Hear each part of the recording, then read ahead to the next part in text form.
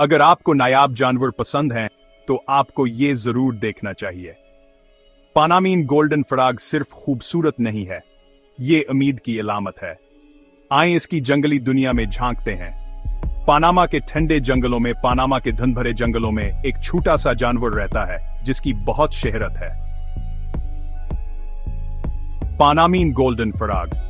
अपनी चमकीली पैली जल्द गहरे काले धब्बों के साथ इस मेंढक को देखना तकरीबन नामुमकिन है, लेकिन जंगल में इसे देखना ये एक अलग कहानी है।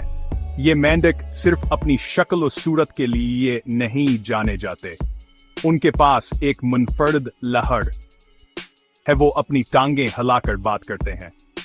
साइंसदानों का ख्याल है कि ये हेलो कहने का तरीका हरीफों को खबरदार करने का तरीका काफी दिलचस्प है ना? अफसोस की बात है कि ये शानदार जलथल या शदीद खतरे में है। रहाइशगाह का नुकसान, एक महलक फंगस ने उन्हें जंगल में तकरीबन खत्म कर दिया है, लेकिन यहां कुछ उम्मीद है। चिड़ियाघर तहफ़्फ़ुज़ पसंद ये उन्हें बचाने के लिए सख्त मेहनत कर रहे हैं और एक दिन उन्हें इनके जंगलाती घर में वापस लाने के लिए मुजस्सिस रहें।